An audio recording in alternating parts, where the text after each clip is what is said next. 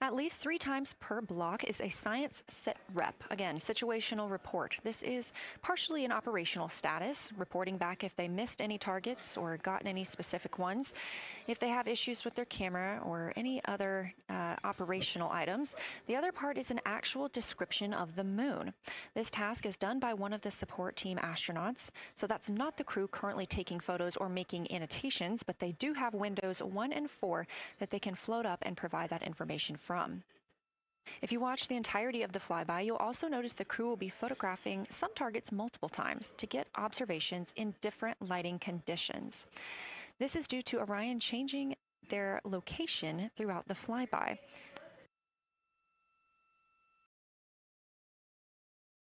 What this crew will be able to capture in a couple of hours of the same targets in different lighting would take orbiters years to do because of solar and spacecraft positioning. This crew has studied the moon extensively, and they're also familiar with what the science team calls the Big 15. These are 15 features that they've memorized, so at any time, they'll be able to see 5 of those and help orient themselves and where they are around the moon. Those targets are diverse and complex in their geologic history, and observations of them could help answer some big-picture science questions.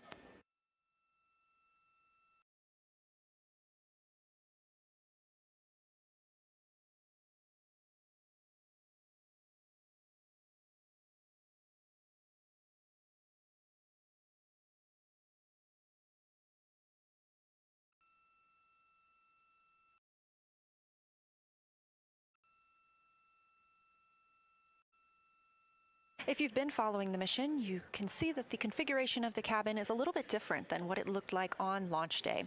After ascent, the crew were allowed to reconfigure their spacecraft, and you can see that they've taken down seats. They have also taken away footrests. This gives them more opportunity to move about the spacecraft.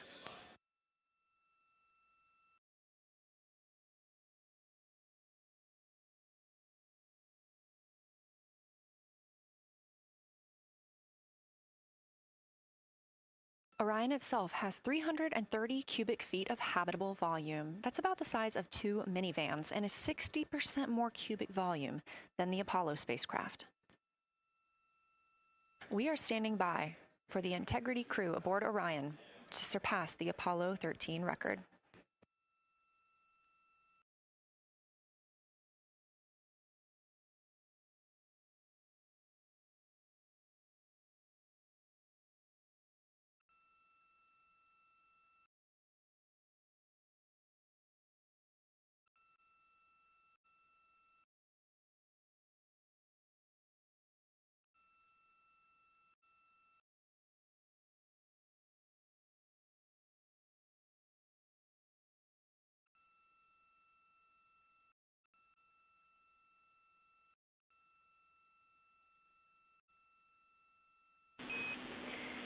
Integrity crew, on April 15, 1970, during the Apollo 13 mission, 3 explorers set the record for the farthest distance humans have ever traveled from our home planet. At that time, over 55 years ago, Lovell, Swigert, and Hayes flew 248,655 statute miles away from Earth. Today, for all humanity, you're pushing beyond that frontier. Integrity, over to you.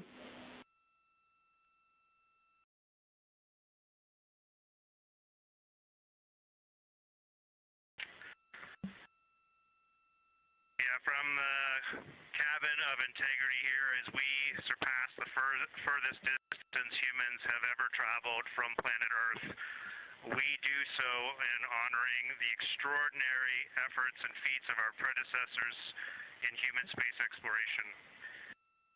We will continue our journey even further into space before Mother Earth succeeds in pulling us back to everything that we hold dear.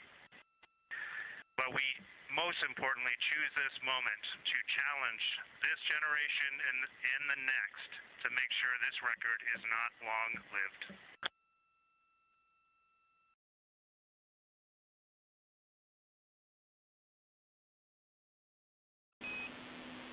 Thank you, Integrity, and congratulations to you and the rest of the Artemis II team.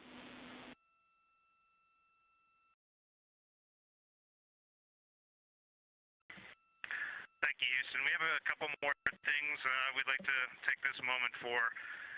Our science team helped us out with a couple of relatively fresh craters on the moon that have not been previously named, and our crew would like to propose a couple of potential names for those items or those areas.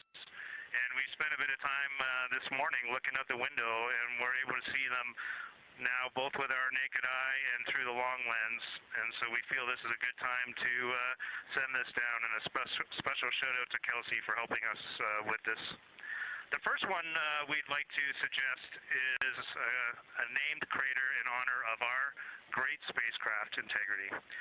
And so if you were to look at Oriental on the far side and then draw a line straight up to Ohm on the far side, relatively in the middle is an unnamed crater, and we would like to suggest it be called Integrity in the future. And the second one, and especially meaningful for this crew, is a number of years ago we started this journey in our close-knit astronaut family, and we lost a loved one. And there's a feature in a really neat place on the moon, and it is on the near side, far side boundary. In fact, it's just on the near side of that boundary, and so at certain times of the moon's transit around Earth, we will be able to see this from Earth. And so we lost a loved one. Her name was Carol, the spouse of Reed, the mother of Katie and Ellie. And if you want to find this one, you look at Quisqueya, and it's just to the northwest of that, at the same latitude as Ohm, and it's a bright spot on the moon. And we would like to call it Carol, and you spell that Carroll.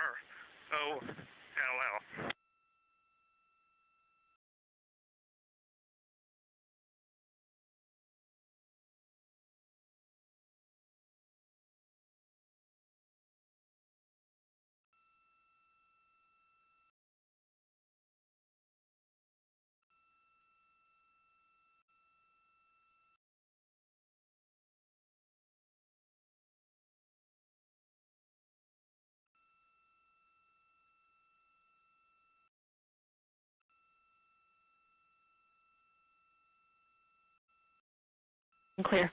Thank you.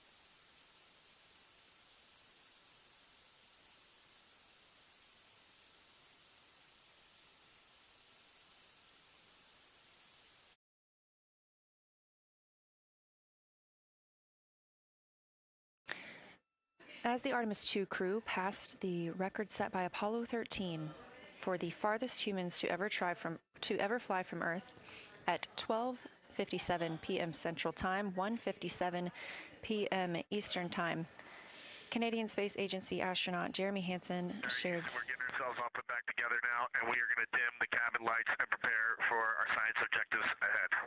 Thank you. Sounds good. We're doing the same down here, and you're maneuvering to your observation attitude.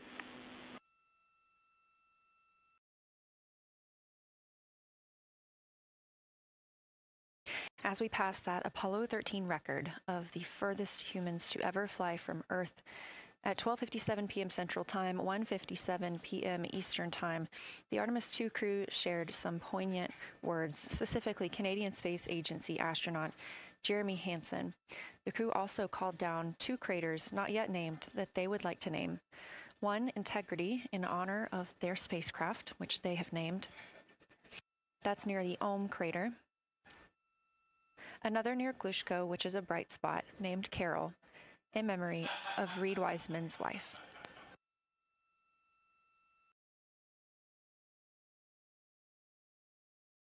There was a moment of silence here in Mission Control Houston, and now the team and the Artemis II crew are ready to begin their lunar flyby.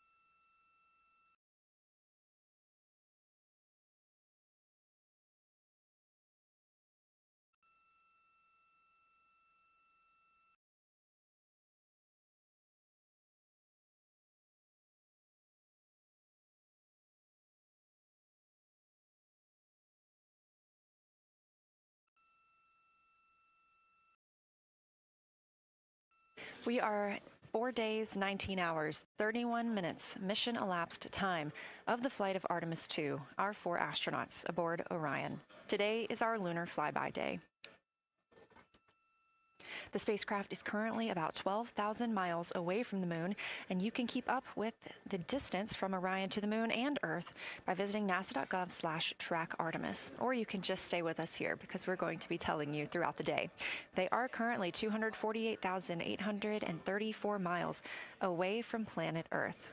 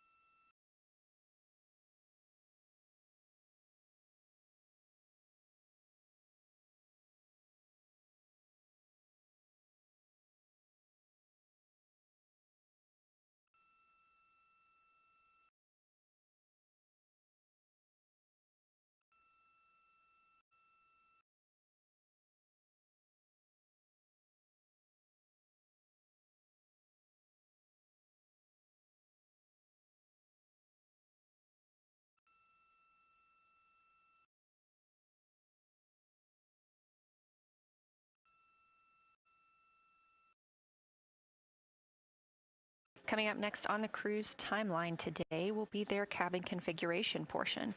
You heard some calls down to Science Officer Dr. Kelsey Young earlier about how they have configured the cabin so far. This is just a little bit more of timelined activity for them if they need to further do so. On flight day 3, the crew had time on their schedule allotted for configuring the spacecraft cabin for how they intended to arrange it today.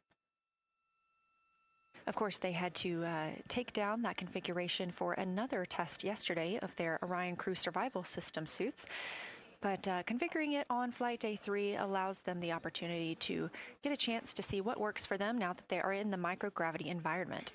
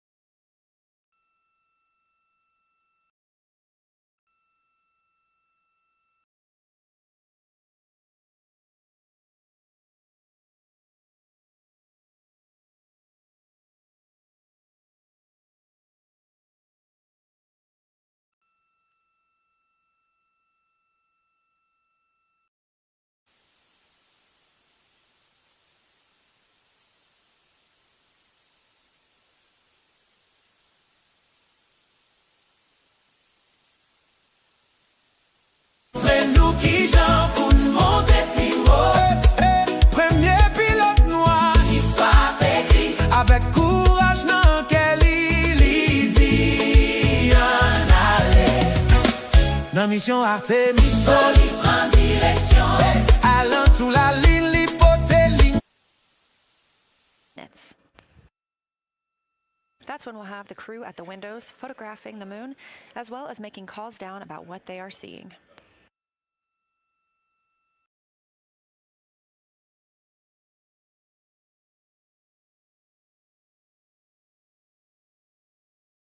Again, we are live here in Artemis Mission Control for the duration of the flyby. Currently, the Orbit 1 flight control team is on console. This room is staffed 24/7 from the time before the astronauts step foot on the rocket until the time they are splashed down and are safely recovered in the Pacific Ocean on flight day 10.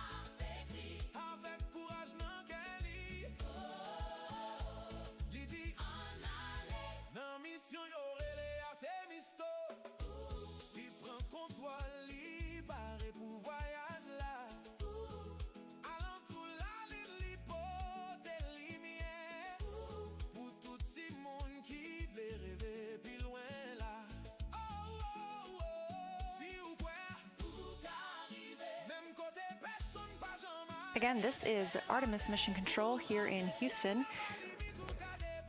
We are now 11,777 miles away from the moon. We did pass the Apollo 13 record of farthest humans away from Earth at 12:57 p.m. Central Time, 1:57 p.m. Eastern Time. That distance, 248,655 statute miles from the Earth, continuing to be exceeded by the crew. They will reach their farthest distance from the Earth around 6:07 p.m. Central Time. At that time, they will be in an LOS, or a loss of signal, with us on Earth, as they'll be flying behind the moon.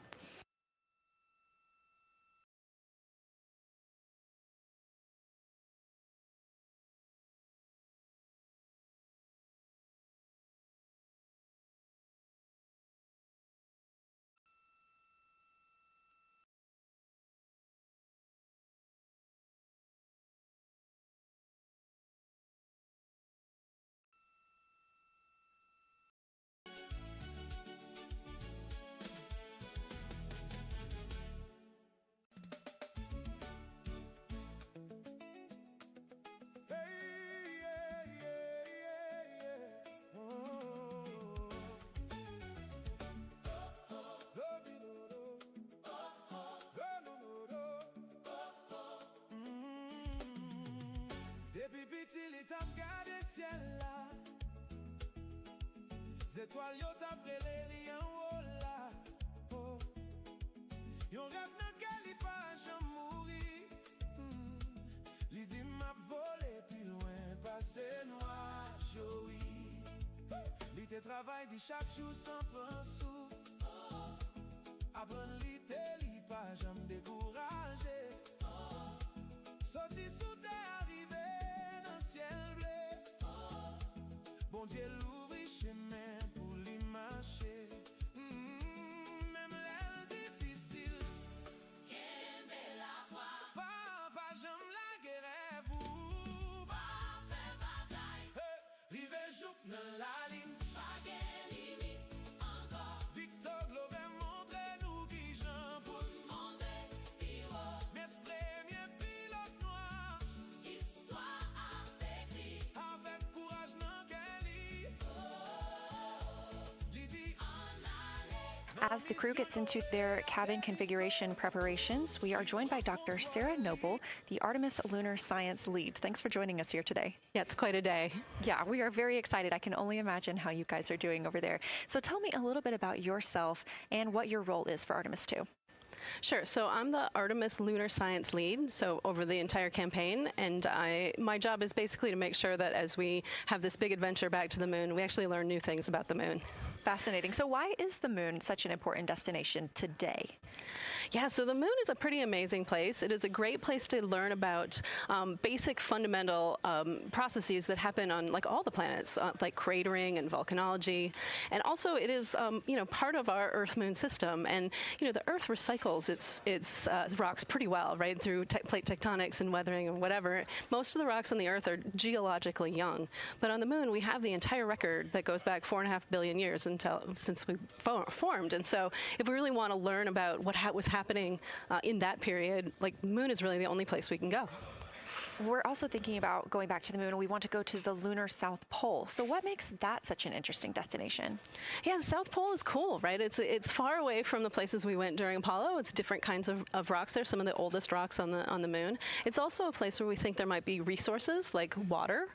There are craters that really never can see the sun because of the low sun angles there, and they get very cold. And we think that water and other things can build up in those craters, and so we're very interested to see what that might do for us. I'm very interested as well. So for some of our viewers who might be new to this, what does lunar science look like during an Artemis mission?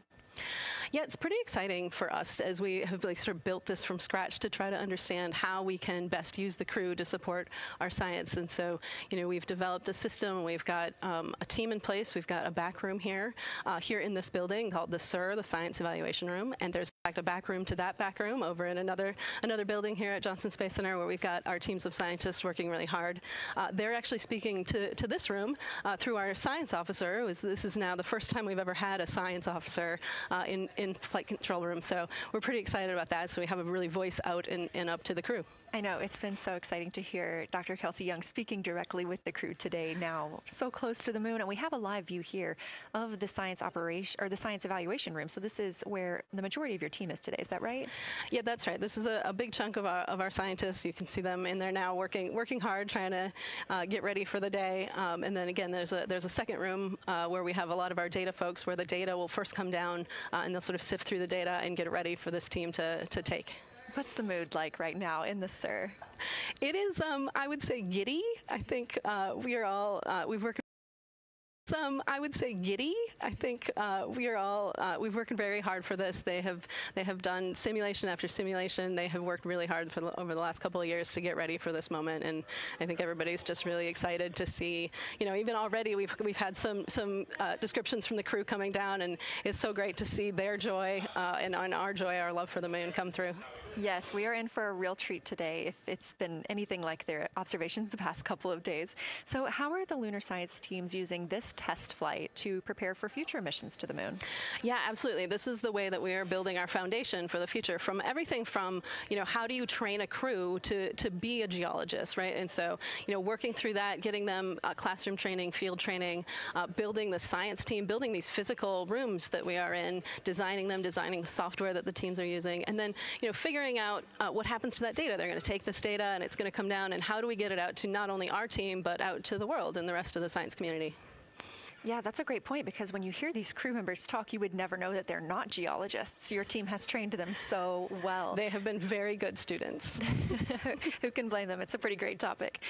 One more question for you. How does the science that we're doing on Artemis help support long-term exploration and including our sustained presence on the moon?